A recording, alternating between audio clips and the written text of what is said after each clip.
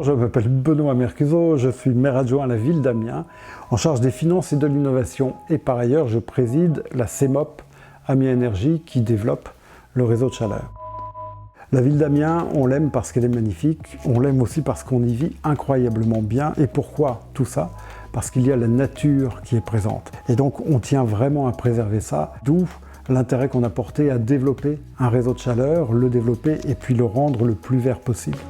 Dans quelques semaines, on sera avec un réseau de chaleur qui fonctionne avec plus de 60% d'énergie renouvelable et de récupération. Et puis à terme, je n'ai aucun doute, on arrivera à un réseau qui soit 100% renouvelable et de récupération.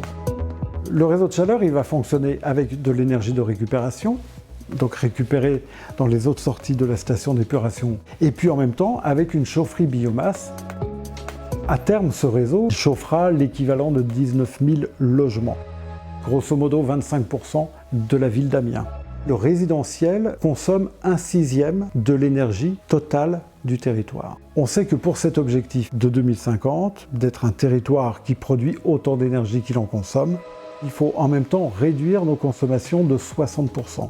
Donc il faut que l'on développe une politique très volontariste d'aide à des travaux d'isolation des bâtiments.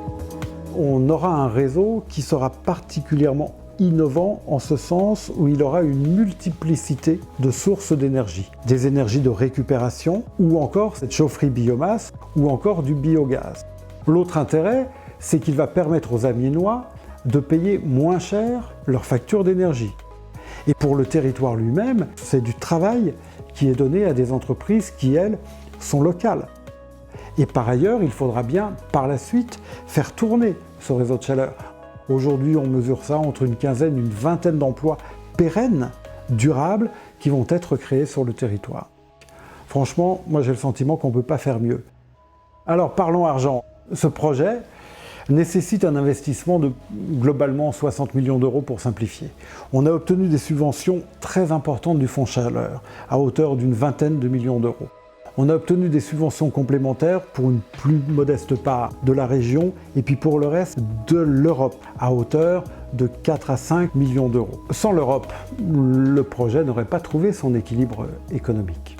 Mais quand même, à cette période où on est très attentif à la défense de l'environnement, l'Europe, au nom de la libre concurrence, nous est demandé de supprimer le rayon à l'intérieur duquel on souhaitait que soit prélevé le bois que l'on utilise pour nos chaufferies. Et très honnêtement, ça ne me paraît pas complètement cohérent du point de vue de la défense de l'environnement. Nous sommes tous amenés à réfléchir et c'est finalement enthousiasmant. Voilà, ça va nous donner des ailes. Et après tout, nous sommes tous connectés.